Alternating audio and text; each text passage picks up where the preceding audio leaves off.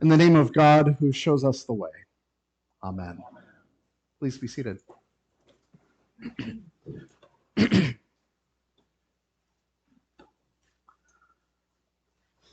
I know I tend to talk a lot about musical theater in my sermons, maybe more than would make sense for most anyone else. But the fact is, one of the reasons I tend to do that, and the reason it tends to come out for me each week in my discernment, is because I've learned so much through my involvement with musical theater.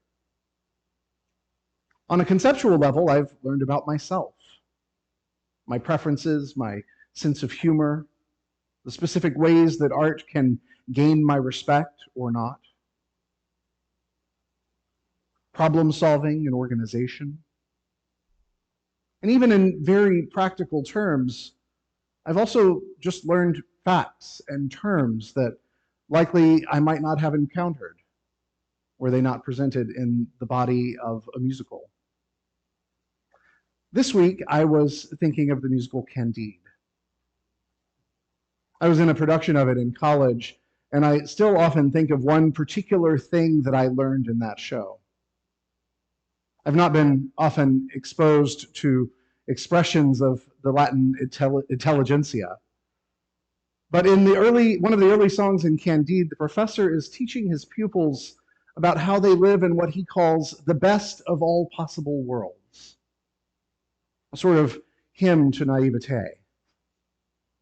Through every objection that his students throw out about how some aspect of life or another could be better, he explains how it is actually all for the best. This gets to the part of where I learned something, the part of the song. At the end of the song, the professor leads his pupils in singing a chorus of the Latin phrase, quod erat demonstratum, along with its common abbreviation, QED.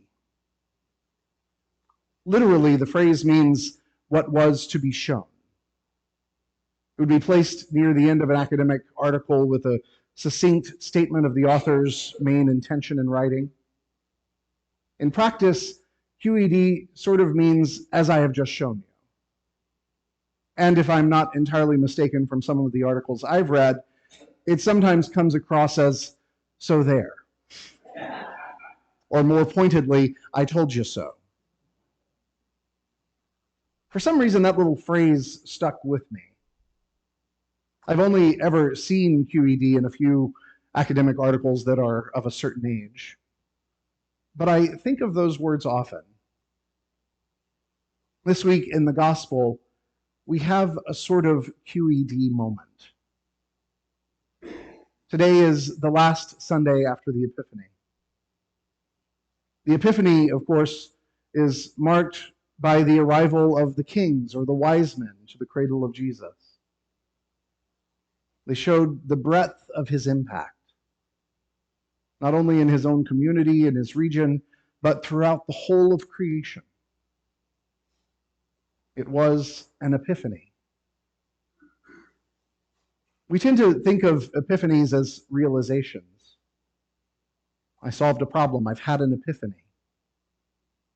I've come to understand something more clearly. I've had an epiphany. But more accurately, at least in the biblical sense, and in the sense that we talk about in the cycle of the church year, the Epiphany isn't so much a realization as it is a revelation. It's where something important is shown, where it's demonstrated or revealed for the first time. That's why I've sometimes called these weeks between Christmas and Lent not just the season after the Epiphany, but the season of Epiphanies. The stories we read and study all point us to the continuing revelation that Jesus is God's beloved. The callings and the miracles continue to demonstrate that Jesus is Christ, the anointed one of God, the one meant to lead and to save us. Today, on this last Sunday of this season of Epiphanies, the Transfiguration is sort of the ultimate showing. It is the QED of the revelation of Jesus, the "see, I told you so" moment. Jesus leads some of his most trusted disciples up the mountain, the high mountain where they could have some privacy. When they reach the top, Jesus is transfigured before them. He was one thing, just a normal body. But in their very sight, he was shown to be something more. It was revealed through his physical manifestation. His clothes became whiter than white, purer than pure. The cleanest and most magnificent things these witnesses had ever seen. And if that wasn't enough, he was seen to be communing with the giants of the faith, with Moses and Elijah. And if even that wasn't enough, they heard the booming voice of God thundering across the mountaintop, stating as explicitly as it could possibly be stated, "This is my Son, the beloved. Listen to him." QED. It has been shown. Period. It is the ultimate epiphany of Jesus' life on earth. The capstone of all the epiphanies. It's helpful to hear this story here on the cusp of another Lent. For the next several weeks, culminating in the drama of Good Friday, we will hear a lot about the humanity of Jesus. He will be tempted. He will eat, drink, and sleep. He will sometimes question things. He will be shown to be frail. But the Epiphany has already been shown. It has already been demonstrated.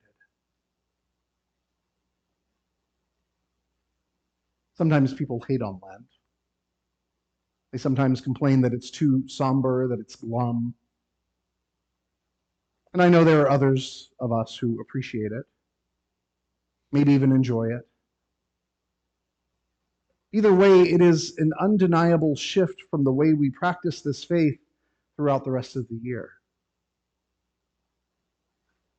Whatever your experience, when we encounter Lent with the memory of what has already been shown, we know that it's not definitive.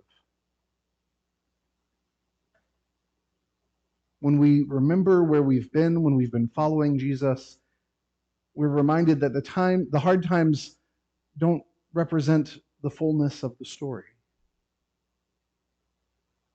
They are just a chapter. This recognition is not naive, like the professor at the beginning of Candide. It's not simply ignorance to the reality of suffering. It's not trying to make us ignore the hard times and pretend they were all good after all. But it is a revelation that a life that is dedicated to following God through Christ is a dynamic life. It's a life that we can relate to.